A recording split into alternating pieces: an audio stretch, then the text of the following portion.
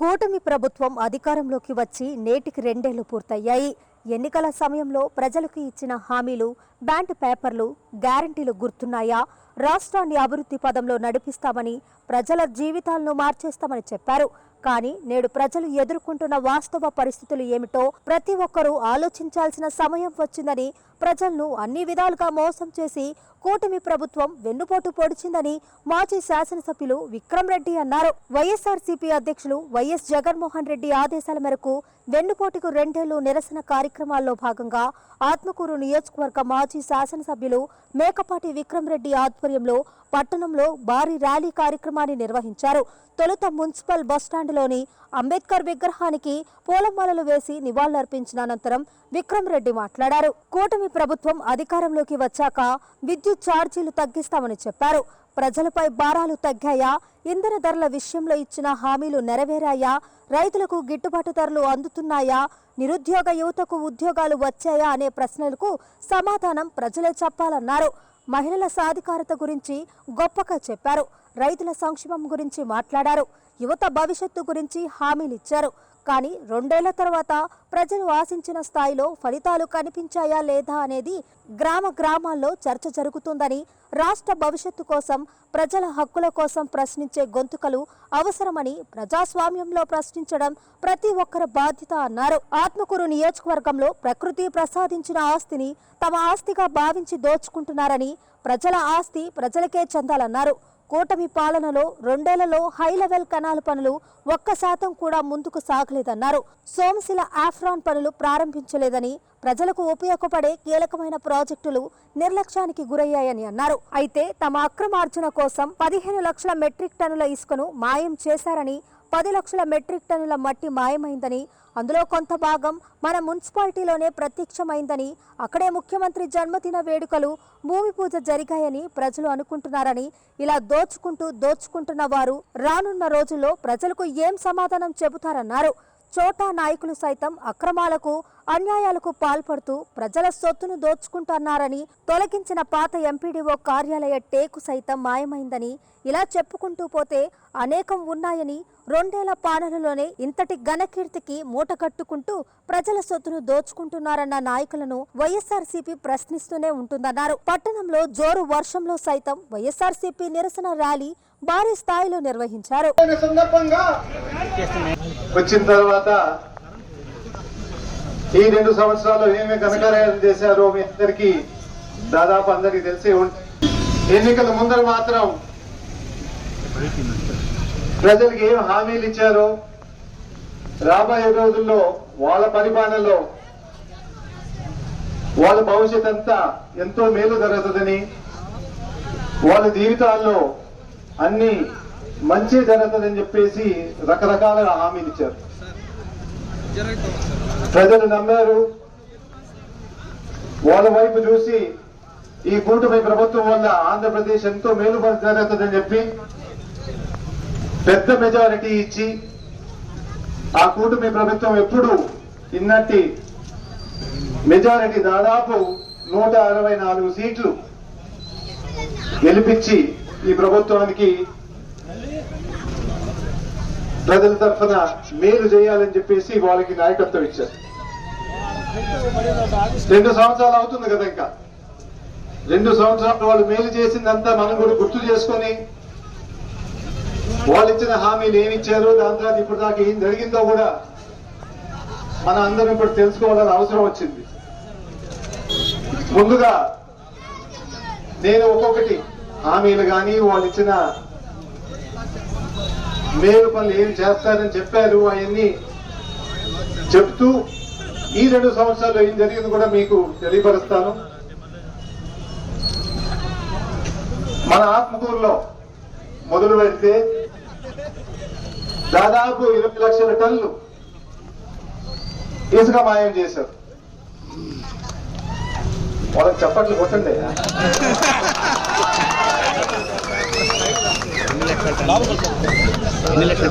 దాదాపు 15 లక్షల టన్నులు. రెండోది 10 లక్షల క్యూబిక్ మీటర్లు మట్టి కూడా మాయం చేశారు. దాంట్లో 2.5 లక్షల క్యూబిక్ మీటర్లు మన డిగ్రీ కాలేజ్ పక్కనే ఆ పెద్ద గుంటలో నింపి రైతులు తరఫున మేము వ్యవసాయం కోసం మట్టి తీసుకుంటున్నామని తీసుకుపోయి అది ఒక రియల్ ఎస్టేట్ వెంచర్ చేయాలని చెప్పి ప్రయత్నం చేస్తా ఉన్నాం. మొన్న అక్కడ మన సీఎం గారికి కూడా పుట్టినరోజు ఒక పెద్ద ఘనకార్యం కూడా చేశారు. కొంతమంది టీడీపీ వాళ్ళు చెప్పడం కాదు, అక్కడ వాళ్ళ భూమి పూజ కూడా చేశారు, వాళ్ళ సొంత ఇల్లు. కానీ ఏదో నాకు తెలియదు. కానీ ఇదే మీ రాజ్యం, ఇదే మీ రాజ్యం, ఇదే మీ రాజ్యం, ఇదే మీ రాజ్యం,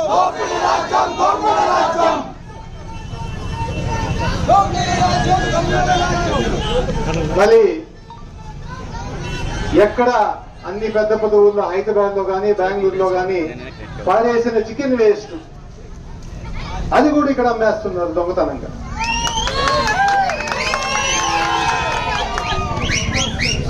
మిగిలిన ఎంత దిగజారిపోయారంటే పాతబడిన ఎంఆర్ఓ ఆఫీసు కూలగొడతా ఉంటే దాంట్లో ఉండే టీ కూటు కూడా దొంగతనం చేసినాం. ఎన్నికల ముందర మాత్రం ప్రజలకు ఏం హామీలు ఇచ్చారో, రాబోయే రోజుల్లో వాళ్ళ పరిపాలనలో వాళ్ళ భవిష్యత్ అంతా ఎంతో మేలు జరుగుతుందని, వాళ్ళ జీవితాల్లో అన్ని మంచి జరుగుతుందని చెప్పేసి రకరకాలుగా హామీలు ఇచ్చారు. ప్రజలు నమ్మారు. వాళ్ళ వైపు చూసి ఈ కూటమి ప్రభుత్వం వల్ల ఆంధ్రప్రదేశ్ ఎంతో మేలు జరుగుతుందని చెప్పి పెద్ద మెజారిటీ ఇచ్చి ఆ కూటమి ప్రభుత్వం ఎప్పుడు ఇన్నట్టి మెజారిటీ దాదాపు 164 సీట్లు గెలిపించి ఈ ప్రభుత్వానికి ప్రజల తరఫున మేలు చేయాలని చెప్పేసి వాళ్ళకి నాయకత్వం ఇచ్చారు. 2 సంవత్సరాలు అవుతుంది కదా, ఇంకా 2 సంవత్సరాలు వాళ్ళు మేలు చేసిందంతా మనం కూడా గుర్తు చేసుకొని వాళ్ళు ఇచ్చిన హామీలు ఏమి ఇచ్చారో, దాని తర్వాత ఇప్పుడు దాకా ఏం జరిగిందో కూడా మన అందరూ ఇప్పుడు తెలుసుకోవాలని అవసరం వచ్చింది. ముందుగా నేను ఒక్కొక్కటి హామీలు కానీ వాళ్ళు ఇచ్చిన మేలు పనులు ఏం చేస్తారని చెప్పారు అవన్నీ చెప్తూ ఈ 2 సంవత్సరాలు ఏం జరిగింది కూడా మీకు తెలియపరుస్తాను. మన ఆత్మకూరులో మొదలు పెడితే దాదాపు 20 లక్షల టన్నులు ఇసుక మాయం చేశారు. దాదాపు 15 లక్షల టన్నులు. రెండవది 10 లక్షలు క్యూబిక్ మీటర్లు మట్టి కూడా మాయం చేశారు. దాంట్లో 2.5 లక్షల క్యూబిక్ మీటర్లు మన డిగ్రీ కాలేజ్ పక్కనే ఆ పెద్ద గుంటలో నింపి రైతులు తరఫున మేము వ్యవసాయం కోసం మట్టి తీసుకుంటున్నామని తీసుకుపోయి అది ఒక రియల్ ఎస్టేట్ వెంచర్ చేయాలని చెప్పి ప్రయత్నం చేస్తా ఉన్నాం. మొన్న అక్కడ మన సీఎం గారికి కూడా పుట్టినరోజు ఒక పెద్ద ఘనకార్యం కూడా చేస్తారు. కొంతమంది టీడీపీ వాళ్ళు చెప్పడం కాదు, అక్కడ వాళ్ళ భూమి పూజ కూడా చేశారు, వాళ్ళ సొంత ఇల్లు. కానీ ఏదో నిజమో నాకు తెలియదు. కానీ మిగిలిన ఎంత దిగజారిపోయారంటే పాతబడిన ఎంఆర్ఓ ఆఫీసు కూలగొడతా ఉంటే దాంట్లో ఉండే టీ కోర్టు కూడా దొంగతనం చేసినాం. మన టీడీపీ లోకల్ నాయకులు వాళ్ళ ప్రకారం సోమశేఖర్ యాప్రాన్ వర్క్ కూడా మొదలు పెట్టలేదు. మణిపాడు నుంచి నెల్లూరుకి కొత్త రైల్వే లైన్ వేస్తామన్నారు, అది కూడా వేయలేదు.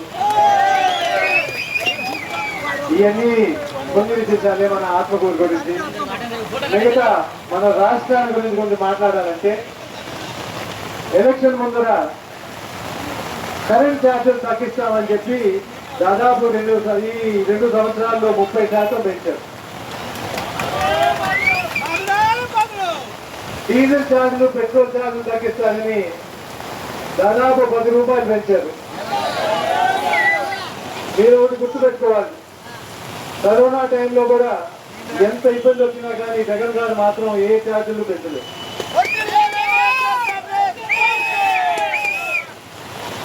మన బాబు గారు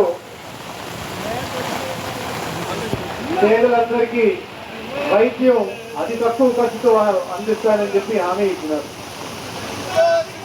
మన జగన్ గారు మొదలుపెట్టిన విలేజ్ క్లినిక్ కానీ, ఆరోగ్యశ్రీ కానీ, మెడికల్ కాలేజెస్ కానీ, వీటి వల్ల పేదలందరికీ వైద్యం అతి తక్కువ ఖర్చుతో అందుతుందని చెప్పి ఆయన పెడితే, ఇప్పుడు ఈ 2 సంవత్సరాల్లో దాదాపు ముఖ్యమైన హాస్పిటల్స్ అంతా ఆరోగ్యశ్రీ కౌంటర్లు అన్ని మూసేశారు.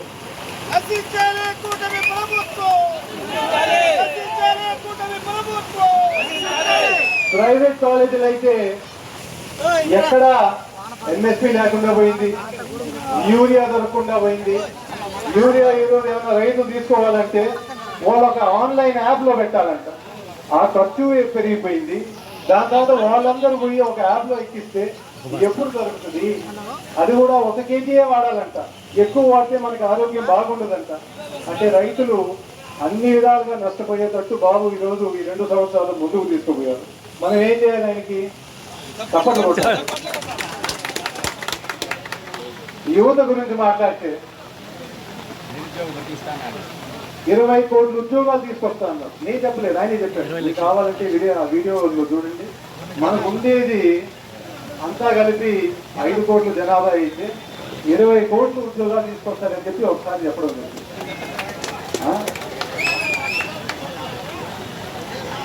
మొన్నే డిఎస్సి అని చెప్పేసి మెగా డిఎస్సి అని చెప్పి తీసుకొచ్చినారు. అన్నిటికన్నా అతి పెద్ద స్కామ్ అంటే ఈ డిఎస్సి స్కామ్. మన జగన్ గారు దాదాపు 3 గంటల సేపు వివరంగా చెప్పారు ఏ విధంగా జరిగింది. కాయకాట ఆడే వాళ్ళకు కూడా ఉద్యోగం వచ్చేటట్టు చేశారు బాబు అని. మనం ఏం చెప్పాలండి?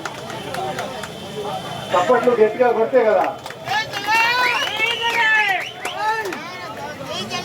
అదే కాకుండా ఉండే ఉద్యోగంలో పోతాం. ఇవన్నీ కాకుండా బాబు గారు ఈ 2 సంవత్సరాల్లో ప్రపంచంలో అన్నిటికన్నా ఎక్కువ దేశాల కన్నా ప్రాంతాల కన్నా 3.5 లక్షల కోట్లు అప్పు చేసినాడు. 3.5 లక్షల కోట్ల అప్పు 2 సంవత్సరాల్లో చేసేసినాడు. ఈ డబ్బులంతా తీసుకోబోయి ఒక ప్రాంతానికే అమరావతి అని చెప్పేసి అక్కడ ఎక్కువ ఖర్చు పెడుతున్నారు. ఎవరన్నా అడిగితే అయ్యా ఈ ఖర్చు అంతా ఈ విధంగా చేస్తున్నారు, రేపు దీనికి ఎట్టా మళ్ళీ ఈ డబ్బు అంతా రిటర్న్ ఎవరో ఒకరు కట్టాలి కదా, ఏ విధంగా చేస్తారు అంటే, నేను ఇక్కడ ఎకరాకి 10 కోట్లకు అమ్ముతాను అని చెప్పి చెప్తున్నారు. అంటే మనందరి చెవులో పువ్వు పెట్టినట్టే. వైజాగ్ లో మాత్రం 1 ఎకరా 99 పైసలకి ఇస్తున్నారు. విజయవాడలో మాత్రం 1 ఎకరా తీసుకోవాలంటే 10 కోట్లు. ఎవరు నమ్ముతారు ఇది? మీకు ఎవరన్నా అడిగితే 99 పైసలు 1 ఎకరా దొరికితే అక్కడ కొంటారా? లేకపోతే 1 ఎకరా 10 కోట్లు పెట్టి అమరావతిలో కొంటారా? అంతే కదా. ఈ విధంగా 3.5 లక్షల కోట్లు అప్పు చేసి ఇంకా 2 సంవత్సరాలు పోయిన తర్వాత 7 లక్షల కోట్లు అవుతుంది. ఈ అప్పు అంతా ఎవరు తీర్చాలి? మీరు కాదు, మీ పిల్లలు కాదు, మీ మనవలు కూడా తీర్చలేదు.